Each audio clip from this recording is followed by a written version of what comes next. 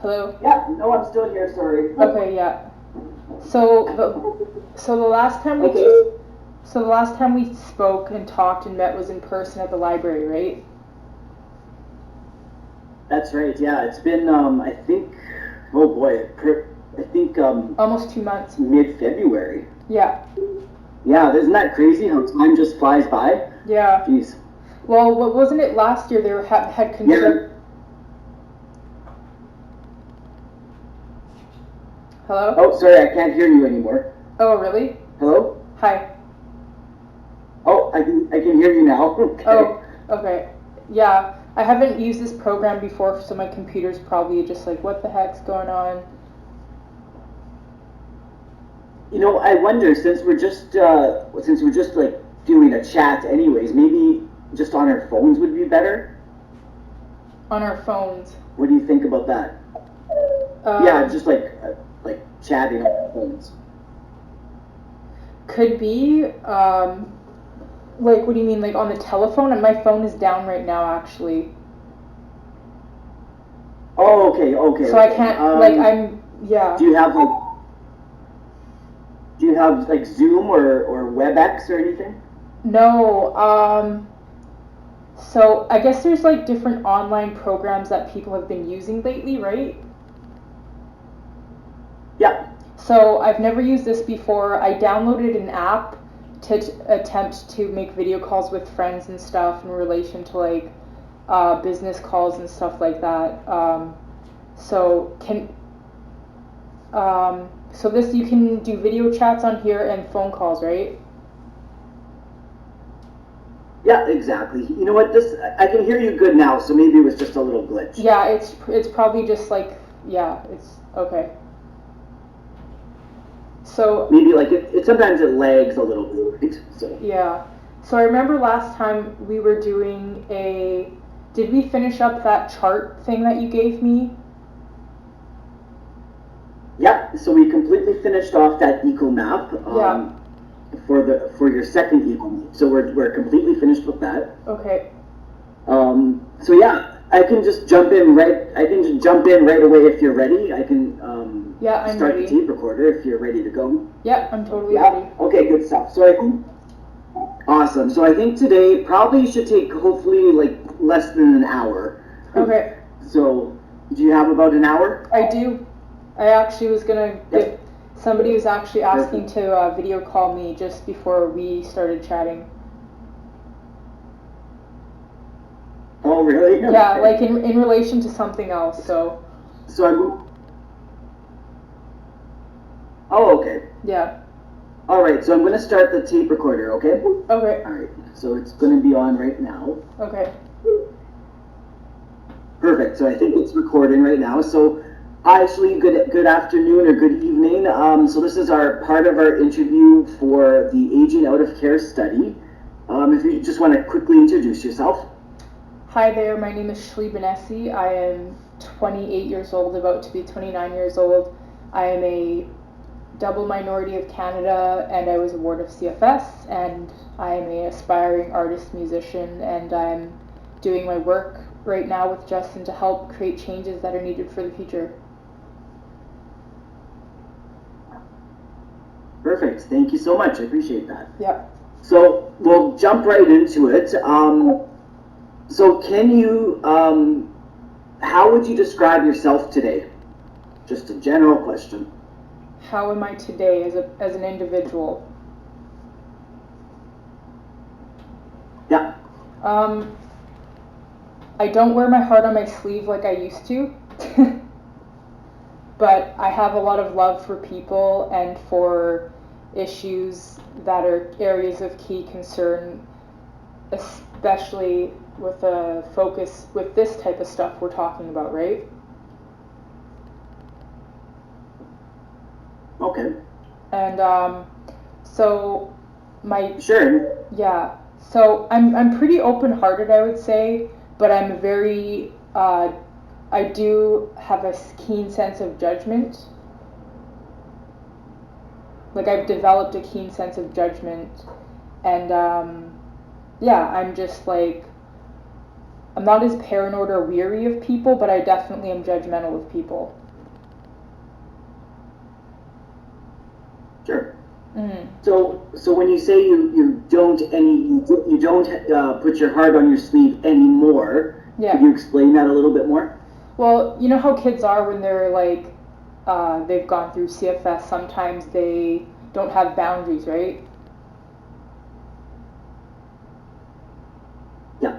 Or there's a lack of boundaries or their ability to understand them. So I think a lot of the times, what I've observed anyways from my own personal experience, kids that have gone through CFS, they have this a little bit of a mater attitude, so they kind of like they don't understand their boundaries, so they tend to like their sense of not feeling like they belong anywhere kind of makes them vulnerable, so they wear their heart on their sleeve, and that doesn't always help them, I've noticed, for myself anyways.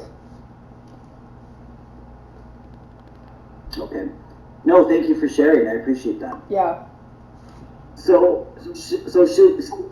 in general, how do you spend your days? How do I spend my days?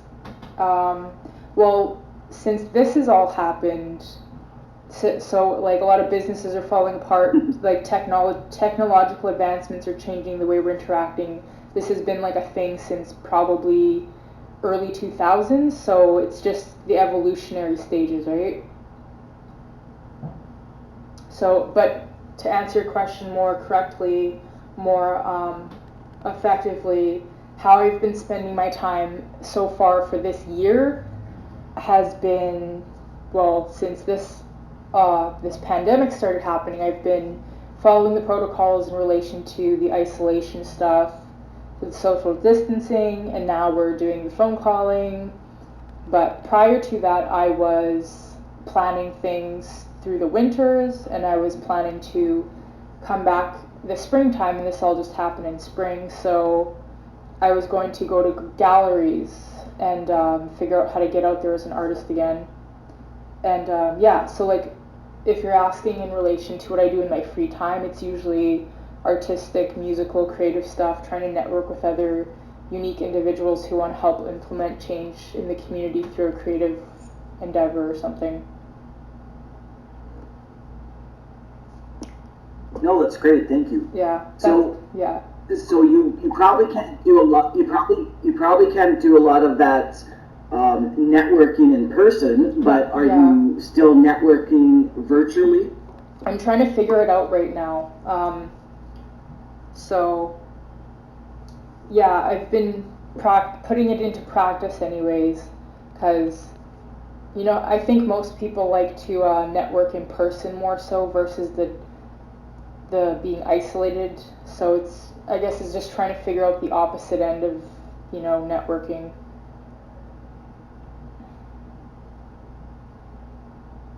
Which is like not in person, so.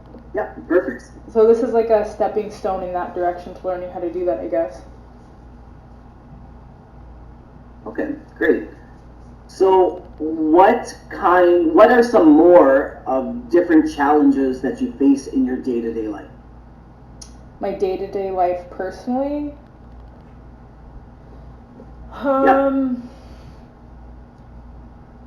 I don't really have too many struggles. Maybe like how some people would. It's hard to answer that question right now because of this whole pandemic thing, right? For sure. So if this wasn't all happening, I would say that my ability to socialize with other people is okay. I don't have a criminal record of any kind. I'm generally a likable person in the communities that I've interacted with. Yeah, so I don't know. It's hard to answer specific questions that pertain to how we were to how we are right now. So I guess we'll just try to have to figure out how to adapt to both of them over time. Yeah, absolutely. Definitely challenging times for everybody. Yeah. How would you well, do you have any specific challenges relating to the current pandemic?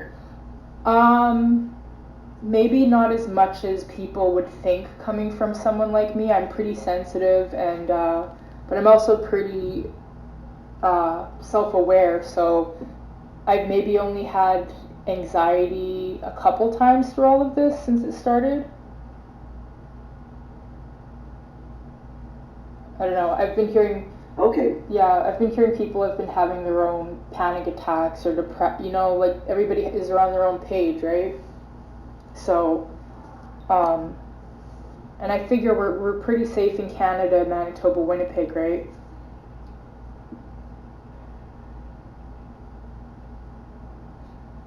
Yeah, we're doing not so bad, knock on wood, right? So Yeah. So with that being said, all right. yeah, like my own self-management, I've applied for the CERB, I'm following the protocols, I'm taking care of myself, I'm limiting my time and social interaction with people and stuff like that. Yeah. Mm-hmm. Great. So, can you give me an example of a good day? A good day, whatever that may be. What is an example of a good day for you? For me personally, a good day would be getting up early in the morning for when the time that is synced up with the natural habitants of the earth. So when the sun rises, I would like to be up with the sun. Do you know what I mean? And not be sleeping in past. Okay. So like not be sleeping in past the time of when the sun rises. So when the sun rises, I would like to be in sync with that and not the opposite. Because Okay. for me personally, how I see it is like, you know, ancient people a long time ago before we had all this, what we think is advanced technology, which is computers, cell phones, and whatever else, you know.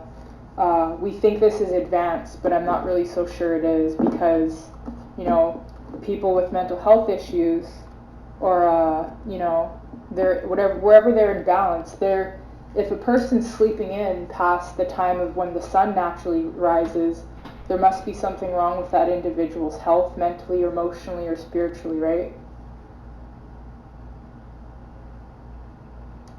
Okay. So, Okay, so I understand. So you would like on a good day you get up with the sun, and then what? What else happens during that day to make it so good? as long as I have like a roof over my head, food, my basic needs are met, then I can probably make the rest of my world functional. Okay. So if you're basic So for me, I'll flip it around. Oh, sorry. Go ahead. I was gonna say, so for me, a good day would be having all my basic needs be met. It, That's a good day. so I'll flip it around. Okay. I'll flip it around. So can you give me an example of a bad day? A bad day would be, I guess, not being in harmony or harmonized and in sync with the natural world. So, like, if my mood's not matching up with the weather or how the seasons are going, then I know there's something off balance with me personally.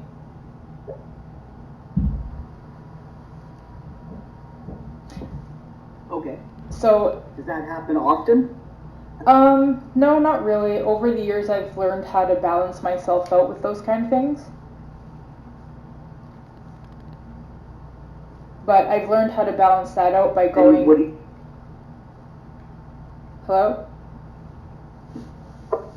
Yeah, I can hear you. Yeah. Okay, I was going to get into, because I know you said some of this program that you guys do is sort of like Indigenous-based perspectives, right?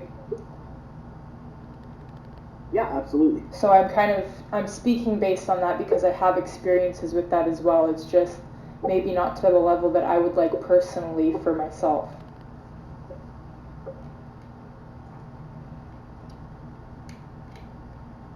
Okay. So, what was the question again? Sorry. Oh, no problem. I was just asking if you can give me an example of a bad day. Oh, so a bad day would be if like my spirits are down and I'm feeling like, you know, if I'm dealing with something that's unresolved in my past or my life or a relationship that's not working out, that's going to bother me. And so for me, that would be a bad day if my social community connections, there was something unhealthy or unbalanced with them. Okay. And you said that doesn't happen often, though, right? Like with friends, family kind of connections. Yeah. For like bad days. Yeah, no, I'm the kind of person, for me anyways, I've learned how to balance that out over time. Um, and the way that I've learned to balance that out is by going to ceremonies and stuff and learning about my culture. So, Great. yeah. Great. Perfect. Thank you. Yeah. So Shlee, where did you live just prior to exiting care? Like physic. Yeah, physically. Like what part of like what kind? So are you asking specifically like what kind of environment maybe? Well, no. Like, where did you live when you started? Like, where did you live right before you aged out of care? I lived in Canada, Manitoba. I lived in the inner city, like the city life, urban city life, right? And I lived in an independent. I was in an independent living program. Okay. So I had people consistently around me to kind of help me transition a bit. How long were you in that program for? Well, for me, because I've had a history of mental health issues and learning disabilities or learning differences, my neurodevelopmental cognitive differences gave me an advantage and disadvantage. So they extended my care till 21. Okay. Yeah. And I'll tell you. Okay. So then after. Oh, go on. Go on. I was gonna say, and I'll tell you, it's good they did that for me personally because I struggled. Despite all of that and despite where I am now, I struggled up until I was about 25 years old. Okay. Mentally, so during emotionally. 21 to. Hello? So during. Yeah, I can. Yeah, there's a lag going on Right. between us. Okay. Yeah. So between 21 and 25, so okay, so right at 21 then, where did you live? You lived in your independent living still? Yeah, and I was just, I guess, like, housed up in different apartments that I could afford, I guess, or something. Okay. Yeah. Okay. Did you have difficulty finding housing? Like, housing. No, I had help. They gave me supports for a couple of years, so I had lots of help. Okay, and who would you say helped you? I had support workers that would come visit me a couple times a week. Okay. They were all really good people. I really remember one person that really I found that was really helpful for me was a transgender person. Okay. So I'm really one who roots for you know, people who have mental health issues and who are, I guess indigenous people would call them two-spirited people or you know, people with gender differences, right? Yeah. So I remember that person making me feel like normal and I felt safe around them because I had my mental health stuff and they were kind of like different because they were a transgender person, so there was like a feeling of initial safety and trust there that that person was kind of a bit of a weirdo, right? Yeah. Mm-hmm.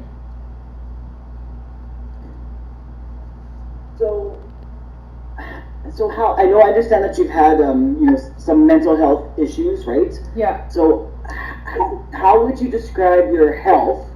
It doesn't just have to be mental health, but your overall health since leaving care. Like physical health? Both. Yeah. I'd say I'm a pretty energized, I've always been a high energy type of individual.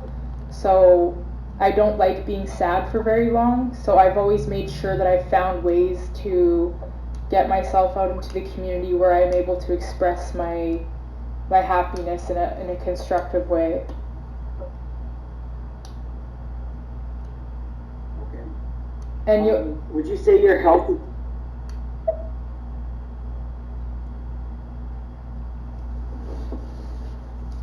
Oh, can you hear me now? yeah, I can hear you. Okay. I was just gonna say, do you feel like your health has changed since you transitioned out of care? No, not really. I feel like my health has actually improved because I've actually personally wanted to put in the conscious effort to do that for myself. Oh, that's wonderful. So what made you want to have that change? I think it all really depends on the individual. Some people are just they're born as who they are and they just are certain ways because that's who they are as a soul. And I think that that's really good and we need people like that to help other people who may not be like that.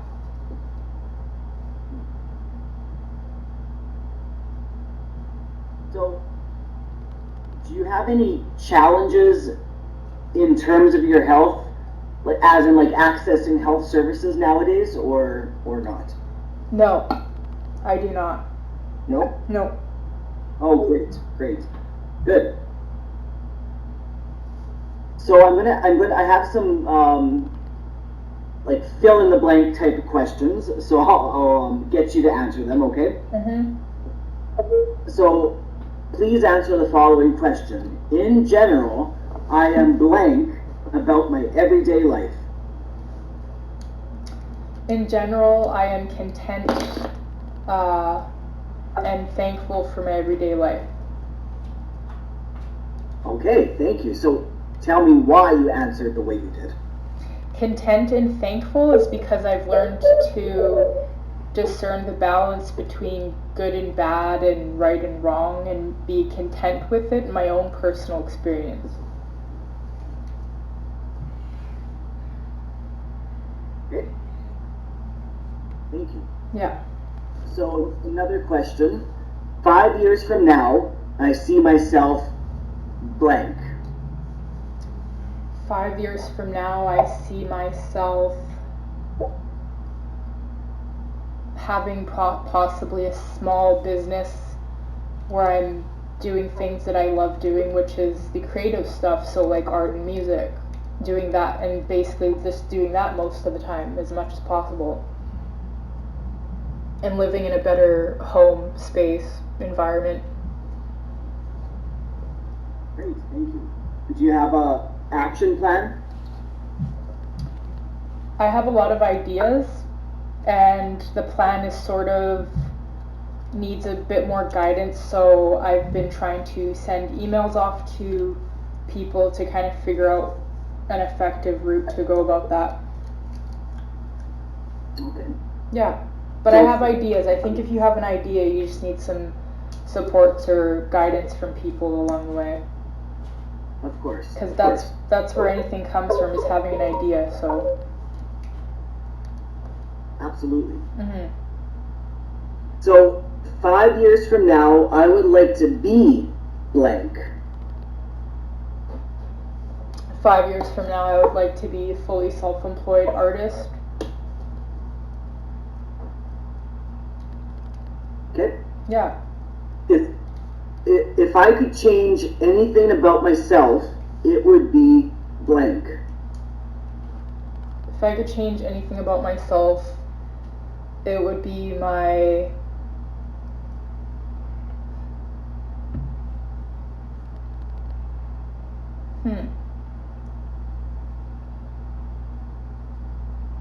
My procrastination. Okay, and why do you say that?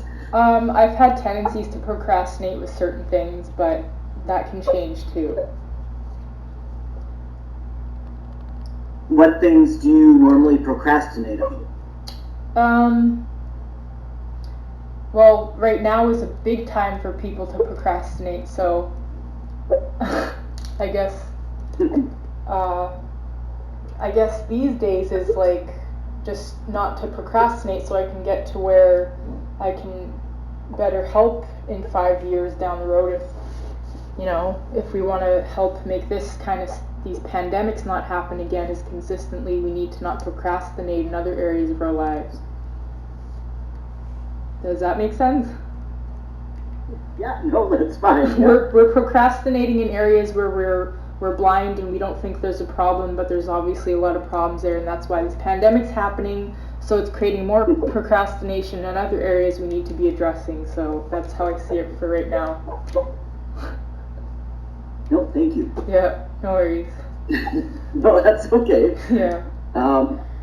So one more fill in the blank. So in general, I am blank about myself. In general, I am proud of myself for everything that I've overcome in relation to my life challenges. Oh, that's great. Thank you. Yeah. So I'm going to switch it around a little bit here. So we're going to talk now about sort of what services and supports, what you think that needs to be done for youth aging out of the child welfare system. Okay? Okay. So programs. Yeah, services and support. So, so the first question, what changes in services and programs do you feel are needed that would help young people transition from the child welfare system?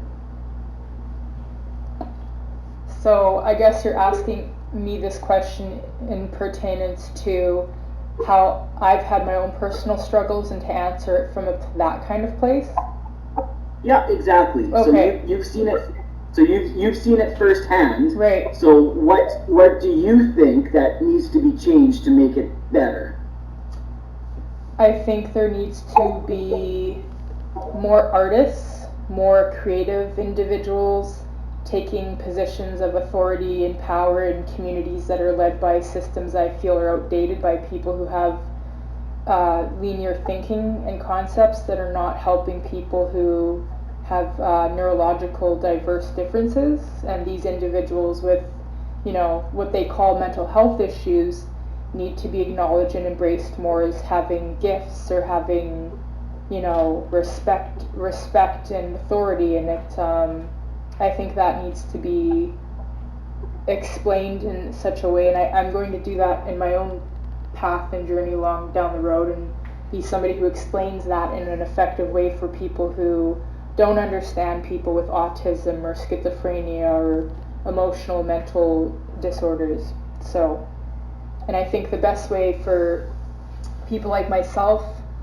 to get help is through other people who are like artistic types.